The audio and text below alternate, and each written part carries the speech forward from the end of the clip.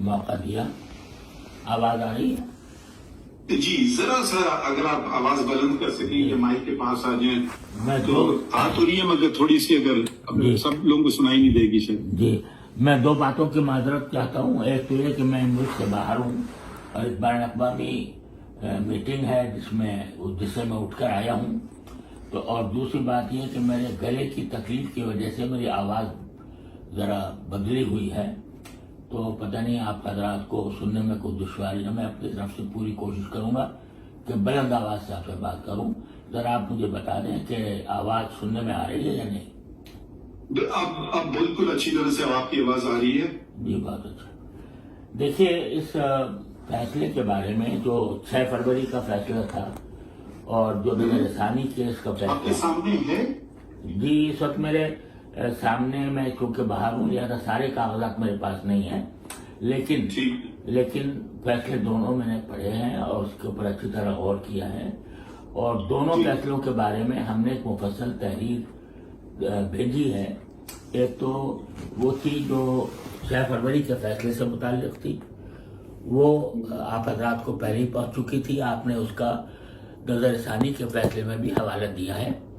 اور دوسری تحریر جو نظر ثانی کے فیصلے میں جو آپ حضرات نے فیصلہ دیا اس کے اوپر ایک مفصل تبصرہ وہ میں نے اور مفتی منیب الرحمان صاحب وغیرہ نے لکھ کر دیا تھا. وہ شاید تو ہوا لیکن آپ کے پاس نہیں پہنچا تھا. میں نے جن صاحب نے آج ویڈیو لنک پر خطاب کرنے کے بارے میں مجھ سے ذکر کیا تو میں نے ان کو بھیج دیا تھا کہ وہ عدالت میں پیش کر دیں کہ اس نظر ثانی کے فیصلے سے متعلق جو کچھ ہمیں اشکالات ہیں یا جو اس میں ہمارے لحاظ سے اس میں جو غلطیاں ہوئی ہیں اس کی تفصیل اس تبصرے کے اندر موجود ہے. مجھے نہیں معلوم کہ وہ آپ تک پہنچی ہے یا نہیں. وہ منگوا لیں گے. میرے سامنے تو نہیں ہے مگر آپ سے ہم اگر سن لیں کیونکہ کبھی کبھی پڑھنے میں پھر غلطی ہو جائے گی. بہتر ہے کہ ہم چاہ رہے تھے کہ ڈائریکٹلی آپ سے سنیں آپ سب سے کیونکہ پہلے بھی تو ہم نے منگوائے تھے. پھر ہو سکتا ہے ہماری سمجھ میں غلطی ہو. آپ جب کچھ بات کریں گے تو ہو سکتا ہے اس سے ہم آپ مزید وضاحت لے لیں. ٹھیک ہے. تو اگر آپ کو یاد ہیں چیدہ باتیں اس میں سے یا تمام باتیں تو ہم ان کو نوٹ کرتے جائیں گے. ٹھیک ہے جی. اس میں پہلی بات تو یہ ہے کہ ہم نے یہ گزارش کی تھی کہ جب نظر ثانی کے لیے اس کیس کو منظور کر لیا گیا اور اس منظور کرنے کے بعد آپ نے بہت سے لوگوں کو نوٹس دیے اور ان سے کہا کہ وہ اپنی آراء لکھ کر بھیجیں یا خود پیش ہوں.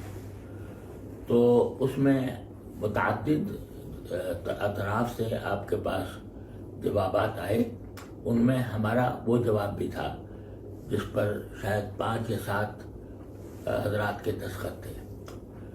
اس میں جو نکات اٹھائے گئے تھے نظر ثانی کے وقت میں ضروری تھا کہ ان سارے نکات کو ایک ایک کر کے ذکر کر کے اس کے اندر اگر کوئی نکات میں کوئی غلطی تھی یا اعتراض وہ درست نہیں تھا تو اس کے اوپر بحث کی جاتی.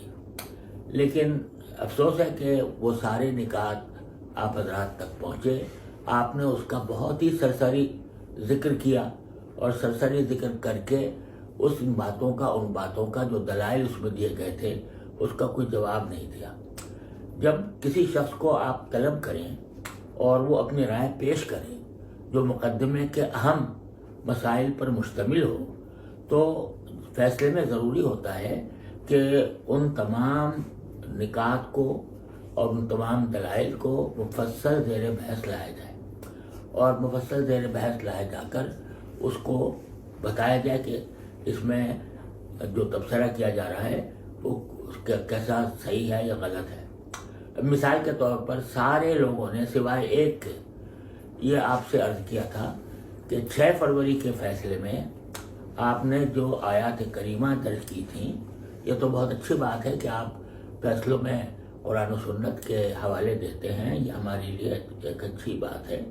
لیکن جب قرآن کریم کی آیات کو آؤٹ آف کانٹیکسٹ دیا جاتا ہے تو وہ اللہ بچائے تحریف تک بات پہنچ جاتی ہے.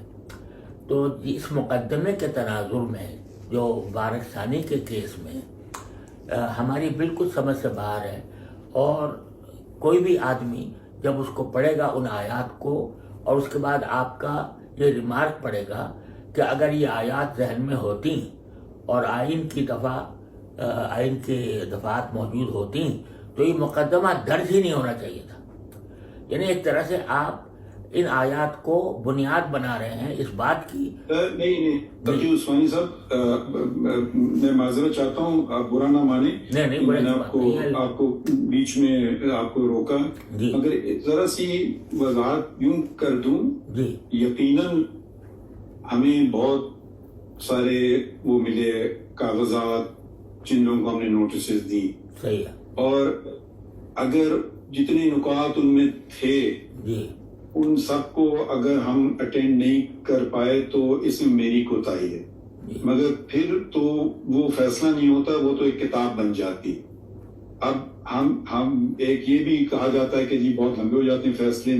پتہ نہیں میں صحیح کرتا ہوں یا غلط کرتا ہوں، مگر میں کوشش کرتا ہوں کہ فیصلے اتنے لمبے نہ ہوں کہ کوئی پڑھے نہیں. تو ہم جو سمجھ پائے، یقیناً غلط سمجھے ہوں گے نا، اسی لیے تو آپ یہ درخواست دی گئی ہے سرکار کی طرف سے. بالکل. تو وہ اگر اب ہم مزید آگے کی طرف بڑھیں تو بہتر ہوگا اگر آپ بنیاد بنائیں یہ جو فیصلہ ہے 29 مئی والا 2024 کا، کیونکہ اب تو وہ پرانی بات تو ختم ہو گئی، وہ اس میں ضم ہو گئی ہے.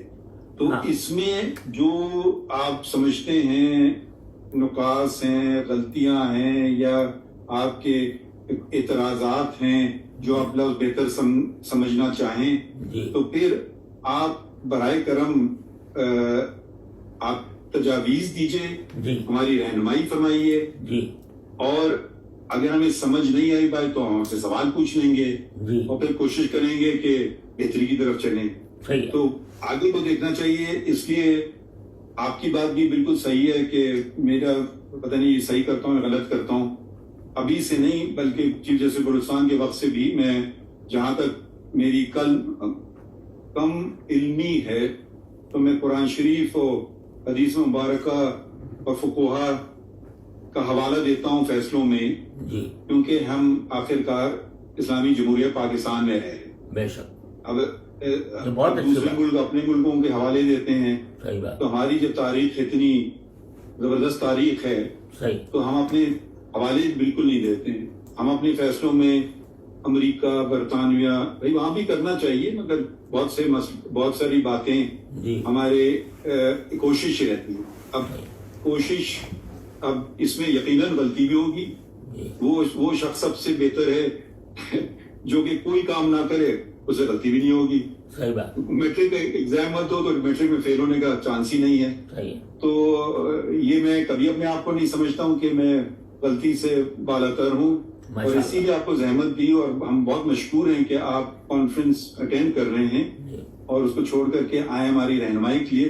تو برائے کرم اگر آپ 29 مئی کے فیصلے میں اگر آپ ہمیں صرف بتا دیں کہ یہ جگہ غلط ہے، یہ پیراگراف غلط ہے، تو ہم اگر سمجھتے ہیں کہ آپ کی بات میں دلائل میں ہم آپ سے اگری کریں. ماشاءاللہ آپ تو ہمارے ساتھ رہ چکے ہیں، ہم تو آپ کی بڑی قدر کرتے ہیں. آپ تو شریعت اپیلیٹ کورٹ کے ممبر بھی تھے، اور میں بتا رہا تھا کہ ابھی واپس شریعت اپیلیٹ کورٹ فعال ہو چکی ہے.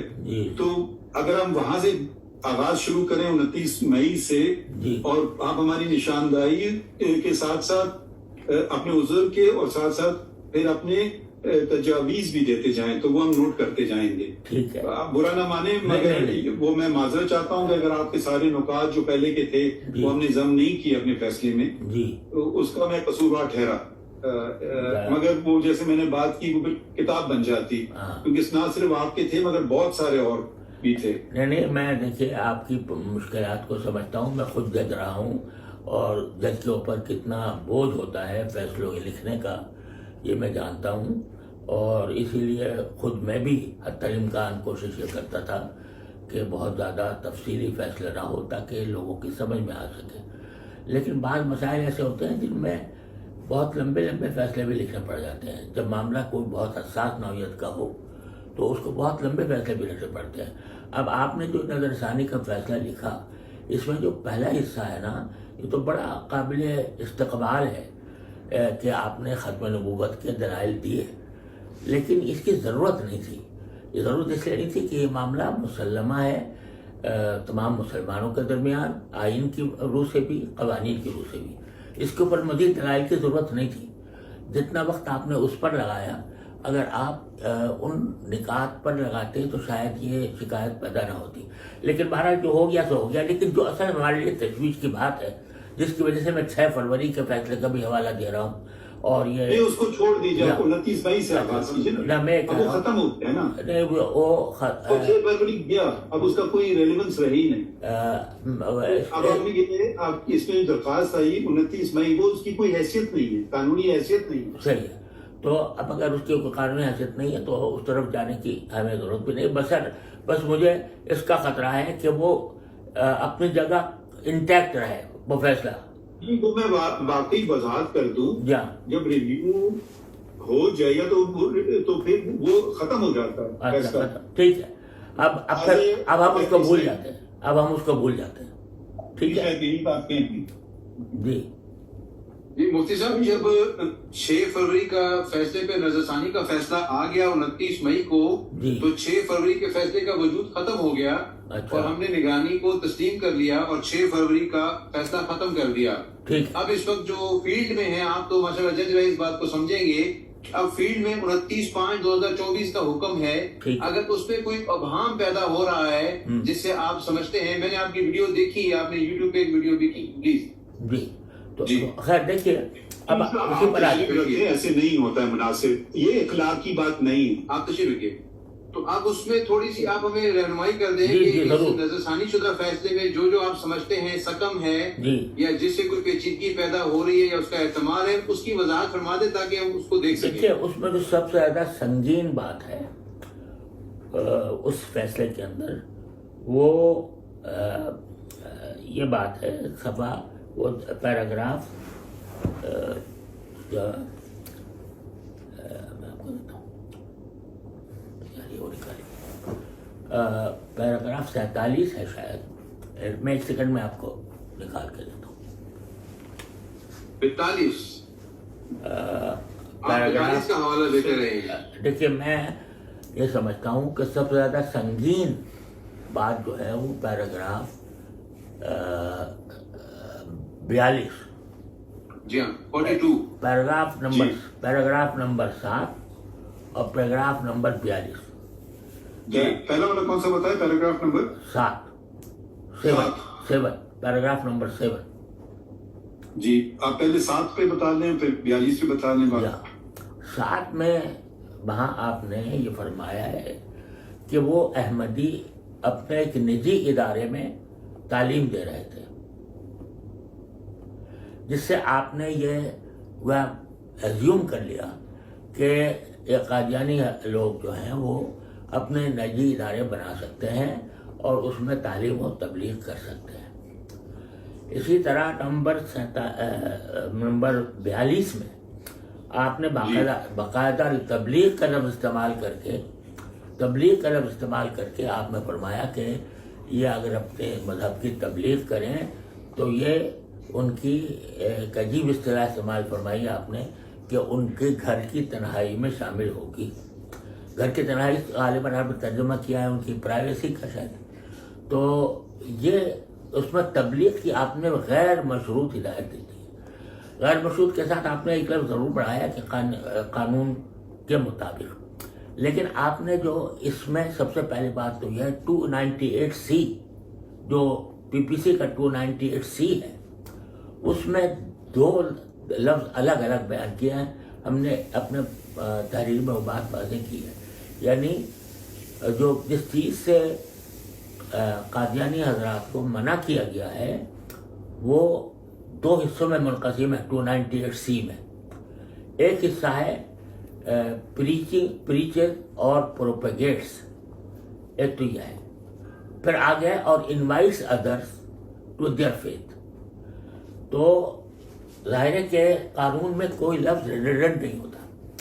تو جب اگر ہم پریچنگ کو اور پروپیگیشن کو دوسروں کے متعلق قرار دیں گے تو invites others to their faith یا جملہ ریڈنڈنٹ ہو جاتا ہے. لہذا اس کا کوئی اور مطلب نہیں ہے کہ وہ اپنی کمیونٹی میں بھی اپنے آپ کو مسلمان ظاہر کر کے نہ تبلیغ کر سکتے ہیں نہ پریچنگ کر سکتے ہیں. 298C اگر آپ براہ کرم نکال لیں تو اس وقت میرے پاس مواد پورا موجود ہے. میرے سامنے ہے. جی میں پڑھ دوں آپ کے جی لیے؟ ضرور جی نہیں ضرور پڑھ دیں تو اچھا ہوگا.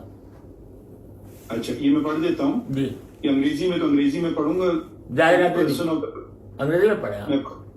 جی. Any person of the Qadiani group or the Lahori group who call themselves Ahmadis or by any other name, who directly or indirectly poses himself as a Muslim or calls or refers to his faith as Islam, or preaches or propagates his faith or invites others to accept his faith یہاں میں کیا by words ہاں ٹھیک ہے. یہاں میں preaches or propagates. میں آپ کا پوائنٹ سمجھ رہا ہوں. by words either spoken or written or by visible representations or in any manner whatsoever outrages the religious feelings of Muslims shall be punished with imprisonment for either description for a term which may extend to 3 years and shall also be liable to fine. جی میں بالکل 100% اتفاق کرتا ہوں. اب مطلب آپ کہہ رہے ہیں کہ یہ 2 پیراگراف یہ اس میں ابہام ظاہر کر رہے ہیں کہ یہ کہیں یہ 298C کے برعکس ہے. یہ آپ کا پوائنٹ ہے؟ جی بالکل یہ میرا پوائنٹ ہے کہ یہ صرف یعنی جو پیراگراف جو قابل اعتراض پیراگراف ہے 42 ہے نا. اگر یہ ہم ان کو وضاحت کرتے ہیں دیکھیے 42 ہے یا کچھ اور ہے ان کلیئر کلیش ود لا. یعنی یہ 298C کے بالکل مخالف ہے جو آپ نے پیراگراف 47 لکھا ہے. نہیں آپ کہہ رہے ہیں کہ 2 پیراگراف کو وہ ختم کر دیں یا کلیریفائی کر دیں؟ کیا آپ فرما رہے ہیں؟ یہ دیکھیے اگر بات کو مختصر کیا جائے تو میری گزارش یہ ہے کہ پیراگراف نمبر 7 یہ پورا حذف کیا جائے. ٹھیک ہے. اچھا پیراگراف 42 اس کو مکمل حذف کیا جائے. اور اس کے جو متعلقات ہیں یعنی بعض جگہ کئی جگہ اس چیز کا حوالہ آیا ہے وہ اگرچہ یعنی ضمناً آیا ہے لیکن اگر آپ اس کو حذف کر دیں گے تو امید ہے کہ وہ خود بخود ختم ہو جائیں گے. لیکن جو سب سے اہم چیز جو میں چاہتا ہوں آپ کی خدمت میں اس کی تجویز پیش کرتا ہوں وہ یہ ہے جناب. آپ مجھے شرمندہ نہ کریں. ہم آپ کی بڑی قدر کرتے ہیں. نہیں بہت شکریہ بہت شکریہ. آپ میرے بڑے ہیں بزرگ ہیں. بہت شکریہ. آپ بالکل بغیر جھجک کے ہمیں بتائیے. جی انسان غلطی کا پتلا ہے اور میں تو ماشاءاللہ آپ کا بتا دیں کہ یہ آپ نے بڑی اچھی بات کی. یہ 2 پیراگراف ہیں اور اس کے متعلقات جو باتیں آپ کہہ رہے ہیں آٹومیٹکلی ختم ہو جائیں. وہ ختم ہو جائیں. اب میں ذرا سا اور تھوڑا سا آگے بڑھتا ہوں.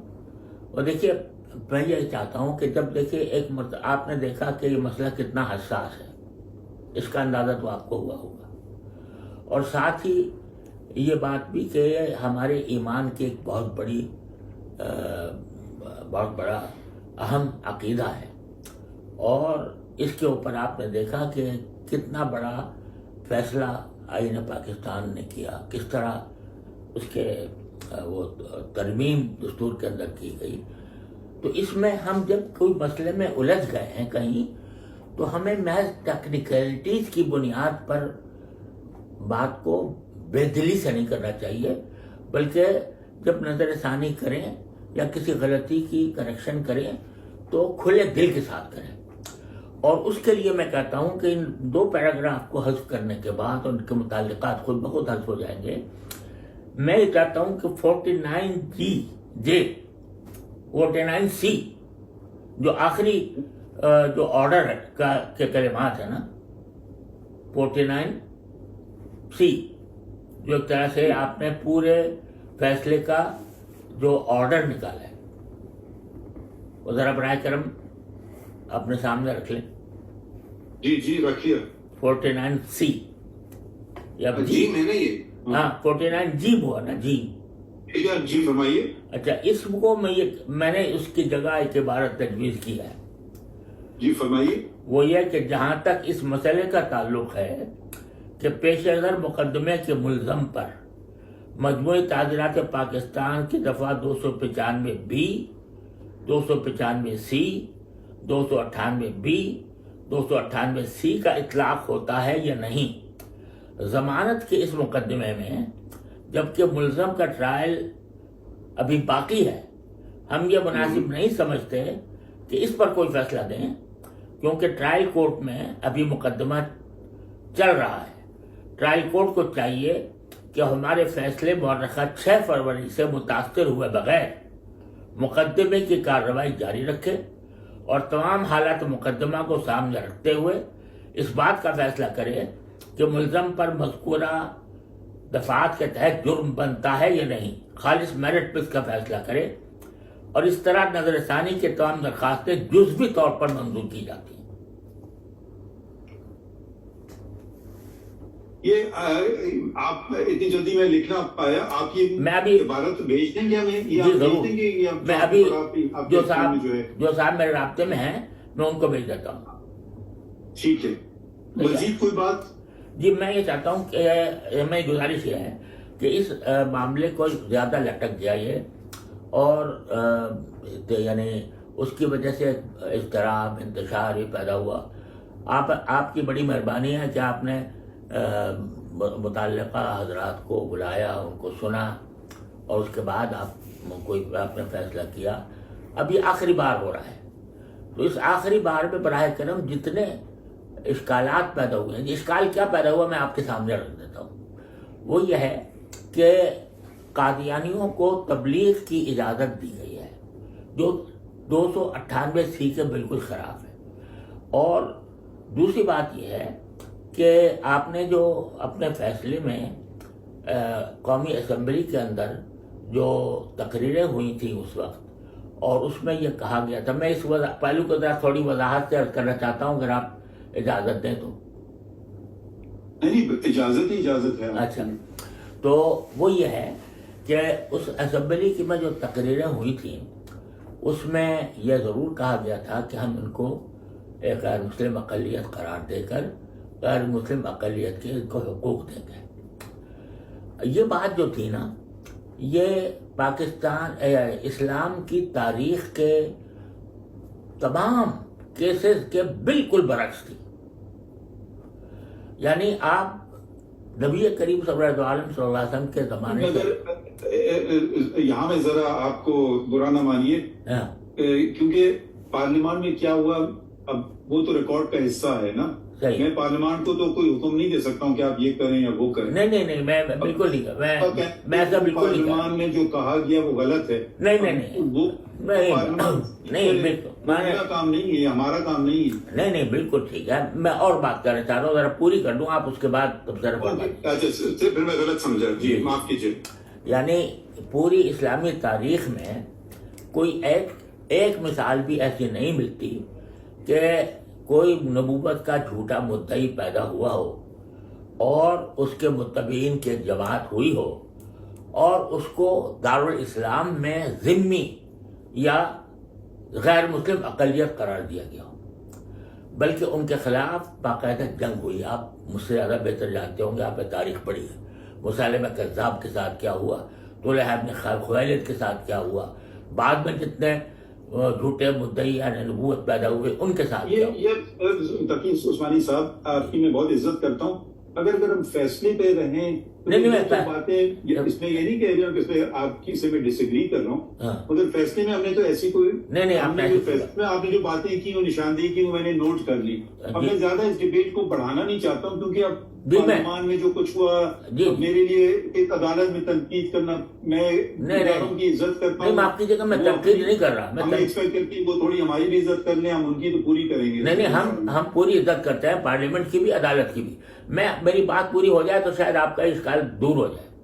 میں کہہ رہا ہوں اچھا۔ کہ تاریخ اسلام میں کہیں بھی کسی مدعی نبوت یا اس کے پیروکاروں کو ذمی کی اصطلاح کے طور پر یعنی غیر مسلم اقلیت کے طور پر مانا نہیں گیا، لیکن پاکستان واحد ملک ہے کہ اس میں یہ کہا گیا کہ چونکہ پاکستان یہ جنگ کے ذریعے نہیں حاصل کیا گیا بلکہ جمہوری طریقے پر اور انتخابات کے ذریعے حاصل کیا گیا ہے، لہذا ہم اس غیر مسلم اقلیتوں کے ساتھ بہتر سلوک کرنے کے پابند ہیں اپنے اس معاہدے کے تحت جس کے تحت ہمارا پاکستان بنا تھا۔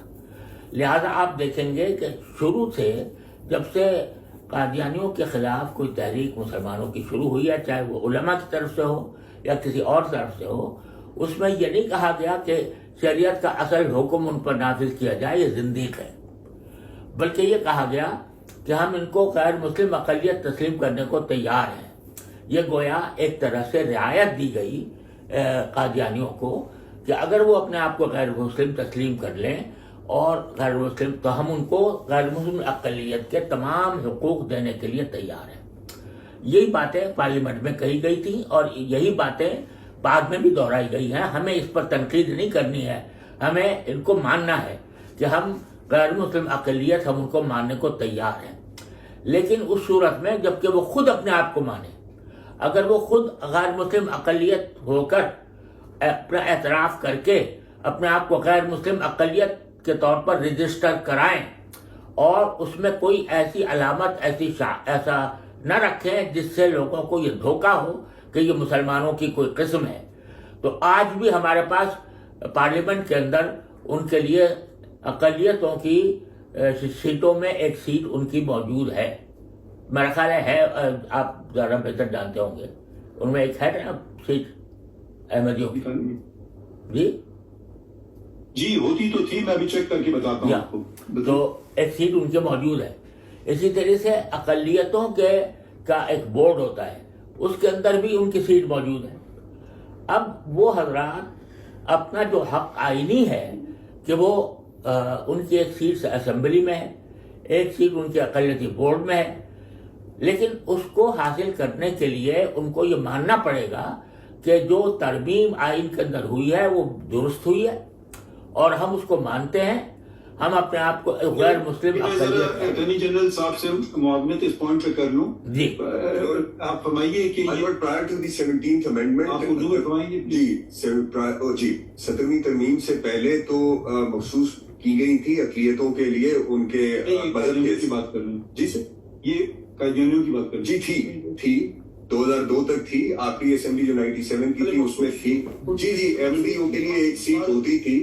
اب یہ ہے 2002 کے بعد سے اب وہ بس غیر مسلموں کے لیے ہے، اس میں یہ نہیں ہے کہ کس اقلیت کی کتنی ہوگی، اب وہ 10 سیٹیں ہیں، وہ کسی کی بھی ہو سکتی ہیں، اب وہ والی تفریق نہیں ہے، وہ پہلے تھی اب نہیں ہے۔ آپ نے سن لیے مفتی صاحب، آپ نے سنا؟ جی میں نے سنا۔ لیکن رہی ہے وہ ابھی انہوں نے کہا وہ پہلے اسپیسیفکلی تھی مگر 2002 کے بعد اسپیسیفکلی ختم ہو گئی ہے، اب وہ جیسے باقی غیر مسلموں میں وہ ضم ہو گئے۔ ٹھیک ہے، یہ ہے مگر بہرحال اگر وہ غیر مسلم نہیں بنائے پارلیمان ٹھیک ہے، بالکل ٹھیک ہے، لیکن اگر وہ اپنے آپ کو غیر مسلم کے طور پر رجسٹر کرا لے اب بھی، ٹھیک ہے، تو جو سیٹیں مخصوص کی گئی ہیں غیر مسلم اقلیتوں کے لیے، اگر وہ غیر مسلم اقلیت ہونا تسلیم کر دیتے ہیں، اپنے آپ کو رجسٹر کرا دیتے ہیں، تو پھر ان کی سیٹ ہو سکتی ہے وہاں پر، اب بھی ہو سکتی ہے، کیونکہ اس میں کسی کی تخصیص نہیں کی گئی، اس پہ تو کوئی دو رائے نہیں ہو سکتی۔ ٹھیک ہے نا، لیکن انہوں نے ایسا نہیں کیا، انہوں نے باوجود یہ ساری باتیں، ساری سہولیات، میں نے عرض کیا تھا اصل مطلب وہ تھا جو مسئلے میں کذاب کے ساتھ ہوا تھا، لیکن پاکستان چونکہ ایک معاہدے کے تحت بنا ہے، اس معاہدے کے تحت بننے کی وجہ سے علماء نے بھی اس بات کو یعنی سوال اٹھایا کہ ان کے خلاف جنگ کرو، ان کو مارو، بلکہ انہوں نے یہی کہا کہ ان کو غیر مسلم اقلیت قرار دے دو، اور غیر مسلم اقلیت قرار دے کر ان کو جو حقوق حاصل ہیں وہ دیے جائیں، اور اس کا مطلب یہ تھا کہ اپنے آپ کو غیر مسلم اقلیت تسلیم کریں، غیر مسلم اقلیت کے طور پر اپنے آپ کو رجسٹر کرائیں، رجسٹر کرا کے ان کو جو اقلیت، اور البتہ اس رجسٹر اس طرح کرائے کہ اس میں کوئی مسلمان کا یا کسی اسلام کے شاعر کا یا مسلمانوں کے کسی لفظ سے یا کسی لوگوں کو دھوکہ نہ دیں، بلکہ کوئی اپنا الگ نام رکھیں، الگ اس کی ان کی اصطلاحات ہوں، اور یہ تسلیم کریں کہ ہم غیر مسلم اقلیت ہیں۔ بلکہ ایک موقع پر جناب چیف جسٹس، میں نے ایک تجویز پیش کی تھی جب ایک مسئلہ آیا تھا کہ اقلیتی بورڈ شاید کوئی ادارہ ہے ہمارے ہاں، کسی وقت اس میں یہ خیال آیا تھا کہ کسی احمدی کو بھی اس میں شریک کیا جائے، قادیانی کو شروع کیا جائے، تو لوگوں نے اس کی مخالفت کی تھی۔ مخالفت اس لیے کی تھی کہ انہوں نے اپنے آپ کو تو غیر مسلم تسلیم کیا ہی نہیں، لہذا وہ اس سیٹ کے کیسے حقدار ہو سکتے ہیں۔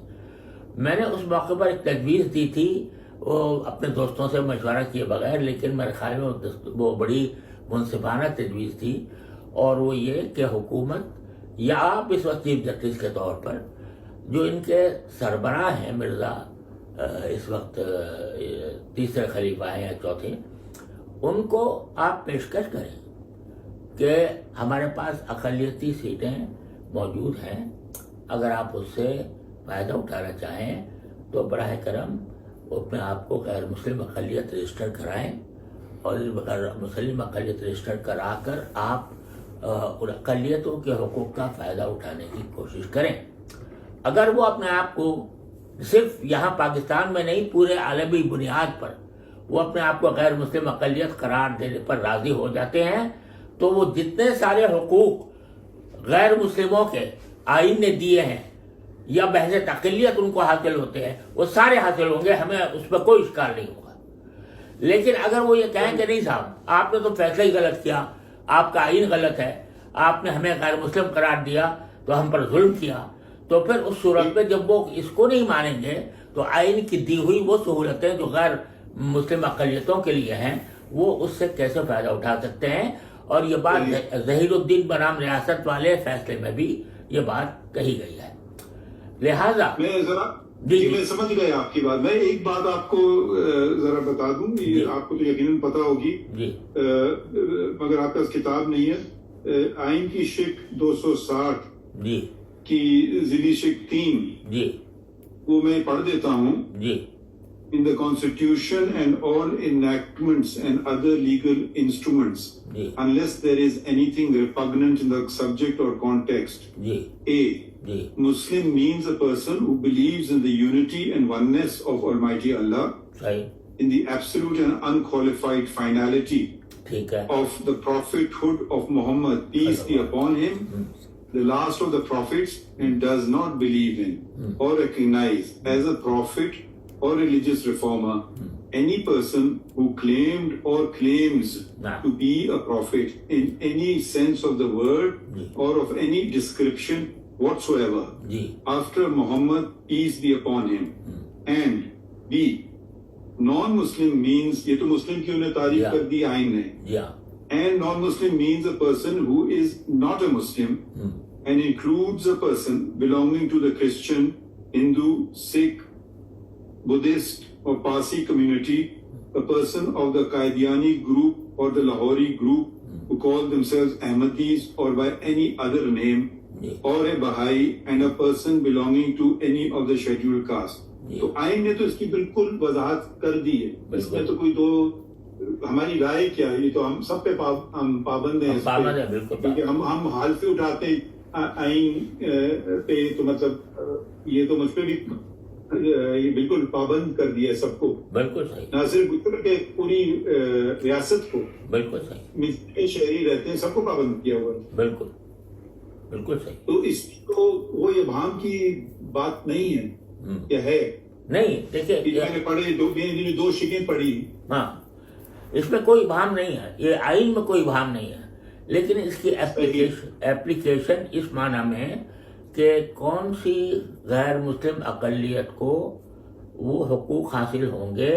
میں سمجھ گیا آپ کی بات، جی یہ بات سمجھ گیا۔ مزید کوئی بات ہے تقی صاحب؟ کیونکہ آپ کو مجھے پتا ہے آپ کو سیمینار اٹینڈ کرنا ہے اور ہماری رہنمائی کی، تو بتائیں۔ آپ نے بہت بہت شکریہ جی۔ اور کوئی بات ہے؟ بس میں یہ جو آخری بات میں نے آپ سے کہی تھی، آپ نے کہا تھا میں لکھ کر بھیج دوں کہ یعنی ایک تو میں 42 کو حذف کرنا چاہتا ہوں، اور ایک پیراگراف 17 کو اور ساتھ آپ نے ذکر کیا ساتھ ہاں پروگرام 7 وہ پروگرام 7 ذرا معاف وہ آپ نے کچھ اور پڑھا وہ آپ ہمیں ٹیکسٹ بتائیں گے. میری گنتی بہت ذرا کمزور ہے معاف کیجیے گا.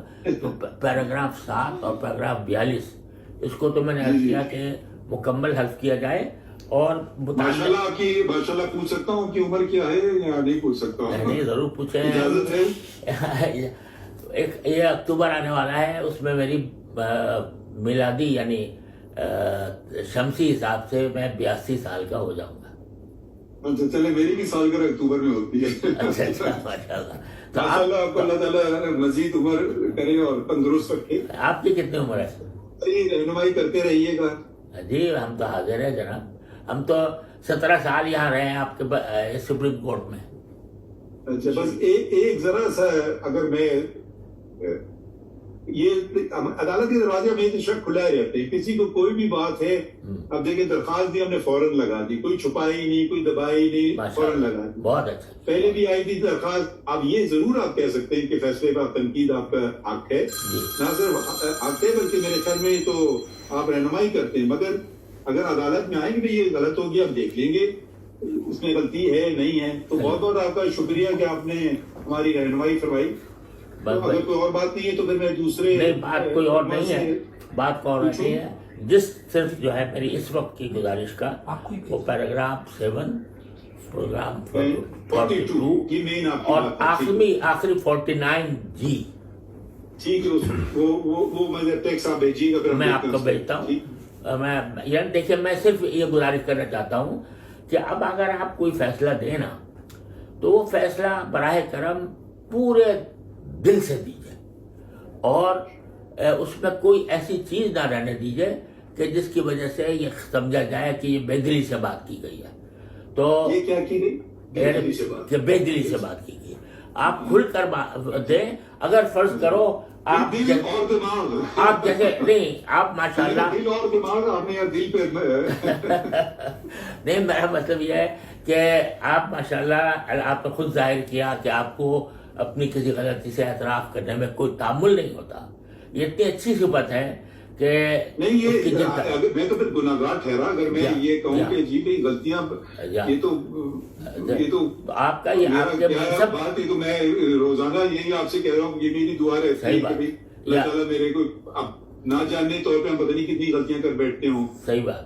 تو جب آپ یہ خود آپ کا یہ ذہن ہے اور حدیث بھی موجود ہے اس کے اوپر, فاروق اعظم کے فیصلے موجود ہیں اس بات کے اوپر کہ بھئی اگر وہ اسی لیے وہ پرانے زمانے میں لوگ قاضی بنتے نہیں تھے. کیا کہا گیا کہ وہ یہ تلوار کے دھار کے بیٹھنے کے اوپر بیٹھنے کے برابر ہے. ہاں یہ صحیح ہے بالکل. آپ کو پتا ہے کہ وہ منصور نے کیا کیا. جی صحیح ہے. وہ قاضی بننے کے لیے وہ نہیں بننا چاہ رہے تھے. صحیح بات ہے بالکل صحیح. وہ تو خیر آپ ہم سے بہتر جانتے ہیں وہ سارے واقعے. جی تو کوئی شوق ایسا نہیں تھا.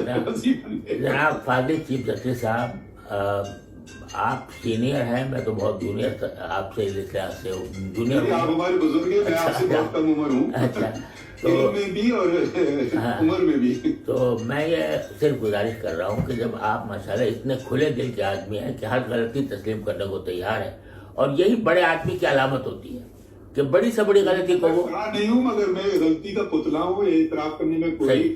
تو لہٰذا اگر میری گزارش جو ہے کہ 49 والی جو آپ کا آخری جو کنکلوڈنگ آرڈر, مجھے وہ ذرا آپ نے لمبی بات کی, میں ابھی بھیج دیتا ہوں, اس پر آپ ضرور غور فرمائیے گا تو اس سے سارا اضطراب ختم ہو جائے گا. ٹھیک ہے انشاءاللہ, میں آپ کی باتیں غور کریں گے ہم. جی ضرور. میں ان کو جو مجھ سے رابطے بھی تھے ظفر اقبال صاحب, میں ان کو بھیج رہا ہوں. مجھ سے بہت بہت شکریہ. ان کو فارورڈ کر دیں, وہ مجھے ہمیں پرنٹ آؤٹ دے دیں گے. میں فوراً بھیج دیتا ہوں, مگر براہ کرم اس کو دیکھیے گا ضرور, اس پر غور ضرور کیجیے گا. جی ضرور دیکھیں گے انشاءاللہ. آپ کو زحمت دی ہے اسی لیے تو نہیں بلایا کہ بغیر غور کیے. ایک دفعہ پھر میں اپنی طرف سے اور اپنے ساتھیوں کی طرف سے آپ کا شکریہ ادا کرنا چاہتا ہوں کہ آپ نے وقت نکالا ہو. یقیناً آپ کو کچھ دشواری ہوئی ہوگی آنے میں ادھر, اور لیکن دیکھیے ایڈریس کرنے میں یہاں میں انٹرنیشنل کانفرنس ہے جس کو میں چیئر کر رہا ہوں، ان سے کون سی کانفرنس ہے؟ یہ ہماری ایک کانفرنس ہے Shariah Council for the Islamic Financial Institutions, تو وہ کچھ اسٹینڈرڈز تیار کر رہی ہے اسلامک فائنانس کے، تو اس اسٹینڈرڈز کا تیار کرنے میں 20 ملکوں کے علماء اس میں شریک ہیں، اور یہ 30 سال سے کر رہی ہے۔ اس کے اوپر یہ سمجھے کہ تقریباً 2000 صفحات کی اسٹینڈرڈز سارے اسلامک بینکس کے لیے کہ وہ کس طرح کام کریں گے وہ تیار کیے گئے ہیں اور کیا کیا جا رہے ہیں۔ بہت ہی دیدہ ریزی کا کام ہے، تو وہ اس کو میں چیئر کرتا ہوں۔ تو وہ کبھی کہیں کون سے شہر میں آپ؟ میں اس وقت میں استنبول میں ہوں، ترکی میں۔ استنبول میں؟ اچھا، ٹھیک ٹھیک، یا تو شکریہ۔ میں انشاءاللہ وہ ایک بار پھر آپ کا شکریہ۔ نہیں جناب، شکریہ آپ کا کہ آپ نے اس قابل سمجھا کہ اس موضوع کے اوپر آپ کے اور شرمندہ مت کریں ہمیں۔ انتظار کرنا، بہت بہت شکریہ۔ چلیے، بہت بہت شکریہ، تھینک یو۔